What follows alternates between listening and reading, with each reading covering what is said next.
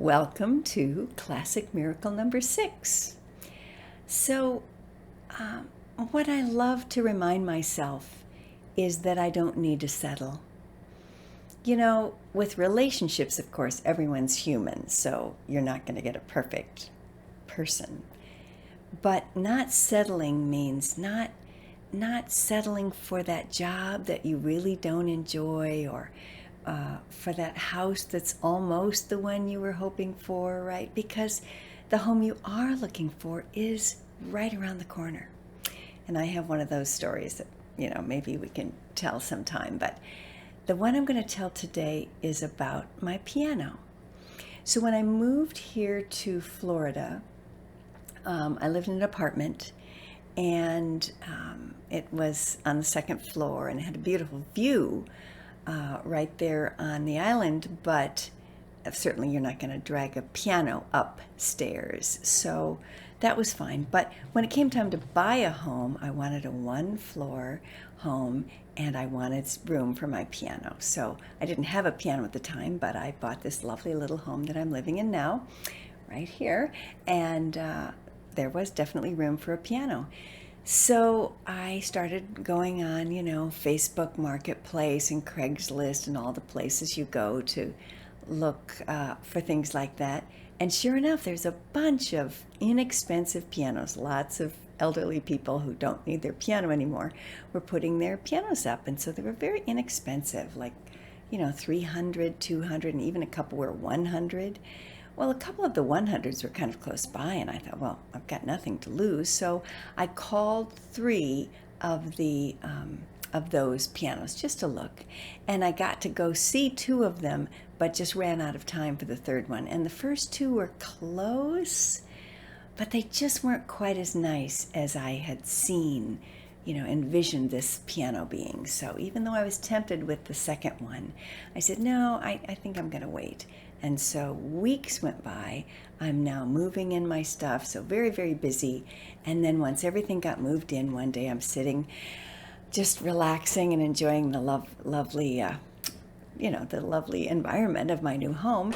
And the phone rang, and I answered it, and he said, "Hi, this is Jim, and you called us about our piano a few weeks ago, and you never called back. And we're leaving tomorrow. We have to get rid of this piano, but we'd really like to give it to somebody who would love it, and we're not even going to charge the $100. We'd just like to give it to somebody who really loves pianos. Are you interested in coming looking at it?" And I said, "Oh, yeah." And he goes, "Okay, come at 6:15 tonight." Now, that's kind of an unusual time for people to come to somebody's home, isn't it? It's right in the middle of the dinner hour. But I said, 6:15? He goes, yeah. And he gave me the address. And I said, okay. Well, he knew exactly what he was doing. So it wasn't very far. Like I said, none of the 3 were. It wasn't very far from my home, right on the beach. So I get to this beautiful, sprawling, right, massive, I don't know, it looks like a hotel, but people live there, obviously. And I noticed that they were on the top floor. So I took the elevator up to the top floor and knocked on their door, and there were 3 apartments on that floor. And they said, "Oh, welcome, we're so glad you could come." And they, I went into, obviously they're in the last day of packing. There's not much left except the piano and a bunch of boxes. And they said, "We're so glad you came now. It's the perfect time." And I said, "Why is that?" And they said, "Come look, it's sunset." And so they put me on their beautiful porch. It was all glass, of course, looking out over the expanse of the Gulf of Mexico. I mean, I could see forever. And the sun had just a few clouds, right? And I said, "Oh my gosh, this is so beautiful." And they said, "Well, come look at the piano." So they showed me, and it was a beautiful piano. And I said, "Oh my gosh, would you let me play it?" And they said, "Actually, we'd like to play it first, and then we'll let you play it as long as you want to." I said, "Okay." And they said, "If you'll just go have a seat out there and watch the sunset.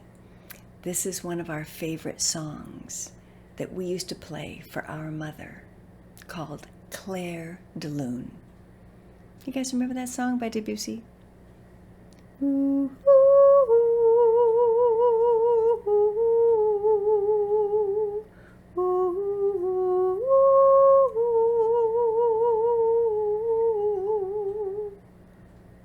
absolutely one of the most beautiful songs ever written.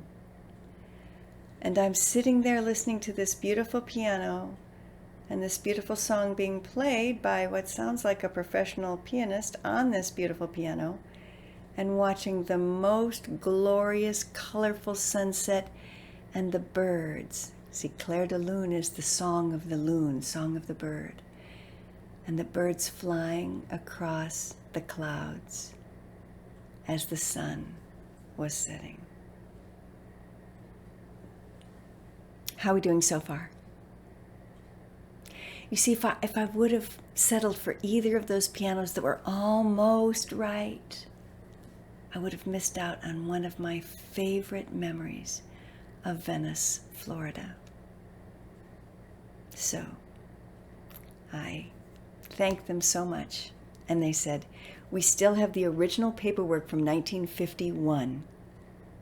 No, it's 1952, the year I was born. From 1952, here. We have taken very good care of this piano.